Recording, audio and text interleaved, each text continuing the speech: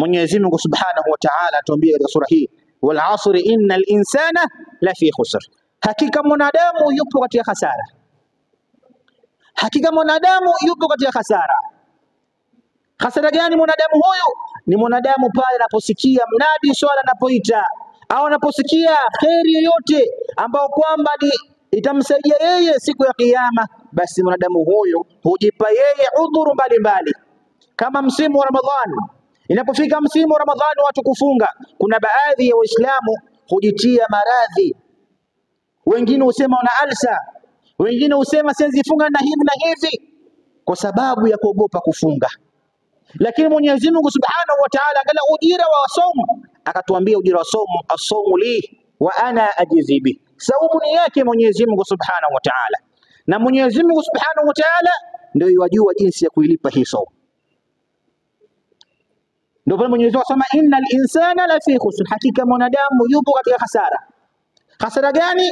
Wewe leo hii uko kwenye mpira, unatazama Arsenal na Manchester, unasikia adhana, waona vigumu wewe kwenda msikitini kwa sababu timu yako itafungwa.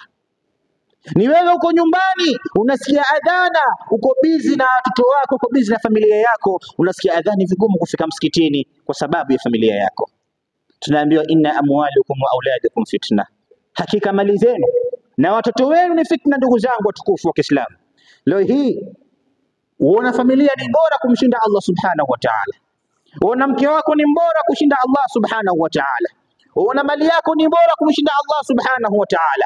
Leo Waislamu wamekuwa wagumu, mtu ana uwezo, mtu ana mali, lakini kuweza kuufadhilisha Uislamu, kuupa mbele kipaumbele Uislamu kwa mali yake ni vigumu. Ndio kaambiwa innal insana la fi khusr, hakika mwanadamu yupo katika hasara. Mwanadamu wa Kiislamu yuko tayari kusponsor, yuko tayari kufadhili mambo yasiyokuwa na maana, lakini hayuko tayari kufadhili mambo ya kheri. Innal insana la fi khusr, hakika mwanadamu yupo katika hasara.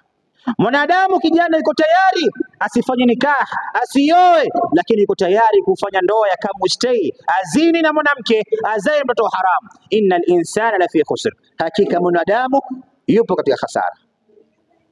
Mwanadamu yuko tayari leo hii asiweze kuswali, lakini yuko tayari akafanye mambo ya maasi, acheze kamari, lakini kumsahau Allah Subhanahu wa Ta'ala.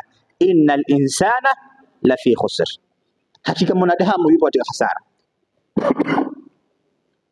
Mwenyezi Mungu Subhanahu wa Ta'ala aliposema innal insana fi khusr, mbele akasema illa alladhina amanu wa amilu salihat, illa alladhina